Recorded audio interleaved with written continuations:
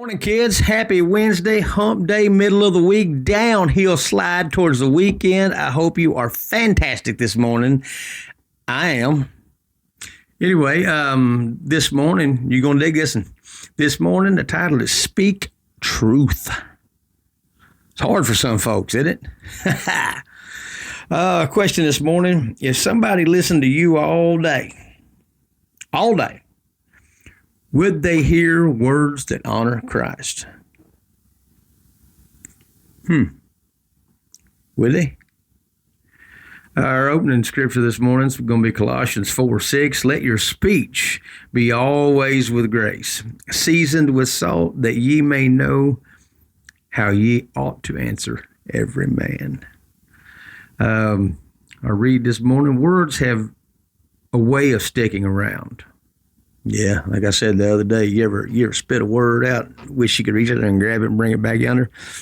Words have a way of sticking around. Most of us can remember something somebody said years ago, either because it encouraged us or because it hurt us. Paul reminds us that our speech ought to be filled with grace and seasoned with salt. That means we don't compromise the truth, but we don't swing it like a hammer either. You could tell somebody the truth without tearing them down. The world has plenty of angry voices already. Let's be people with words. They bring words of truth, hope, and love of Christ. So think about this. And had a fellow point out, and he put it in a perfect way the other day in Sunday school. He said, if you think about letters of Paul, and Paul's usual pattern is, he comes in and he kind of, you don't just totally dress folks down, but it's kind of like, all right, here's what you're doing wrong. Here's what you're doing wrong. Yeah, you're really doing this wrong. You're doing this wrong, but you're doing this right, and let's see how we can fix things. And that's like having a good. You ever had one of them good work bosses? I got one.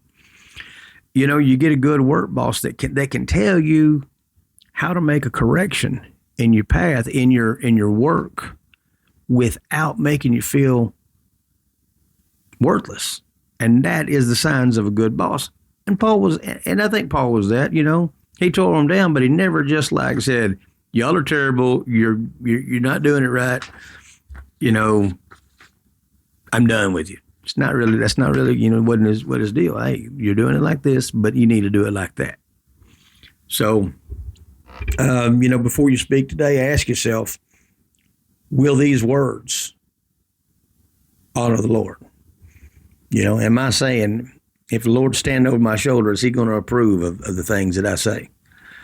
It's a tough one, man. It really is. It's tough. I think it's a place that a lot of folks, I would say the majority of folks in this world probably suffer from that. It's a tough thing to do, especially if you're a new conversion, if you're newly saved.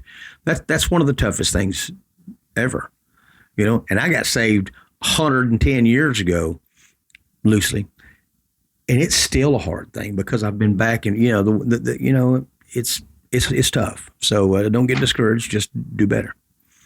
Our closing scripture this morning is going to be Proverbs 16:24. Pleasant words are as a honeycomb, sweet to the soul and health to the bones. And I tell you what, I'll add another thing here, not to that because we don't add to that, but I will add another thing. When you get to where you're really you're speaking good, you'll find over time that when you hear somebody else speaking out of line or using foul language or whatever, you'll find that it bothers you. You'll find that it makes you uneasy. I'm gonna give an example, and I'm gonna give an example because I hope the gentleman sees this because he is our vice president. So I watched an episode of Joe Rogan the other day. I watched that and listen to it on the road sometimes, usually based on what the topic is, because some of that science stuff just goes right over my head. But he had JD Vance on the other day, our vice president. And it was an interesting conversation. They talked about a lot of things. And I like to hear the man talk. But the language that was coming out of his pie hole, the language that was coming out of his mouth was not befitting of a vice president. you know, all the 4-letter words and all the stuff. And listen, I know you're on, you're in the world out there and you're on the world, but you're on the world's biggest podcast there is. And hey, that's Joe's podcast. His language can be however he wants. And I still like his show, watch it again, still watch it some. But when you're the president or the vice president of the United States, rather, I think you should be held to a different standard. That's just my opinion. So, Vice President Vance, from this fella in Texas, if anybody wants to clip this, clip it. But from this fella in Texas and this Christian in Texas, boss, I would sure appreciate if you clean your language up a little bit, and not just for us, for the American people and for your family, that we'll go back and look at that later on. It's a good thing. It's a good thing to do. Hey, and by the way, I got a chair over here. I'll talk to you anytime. Wouldn't that be something? Anyway, that's all I got. Didn't mean to go on a rant, but it's just one of them things that strikes me is controlling our language, watching what we say, always speaking with love, and would God be proud of the things that we're saying out of our mouth. Anyway, peace, kids. Have a good day.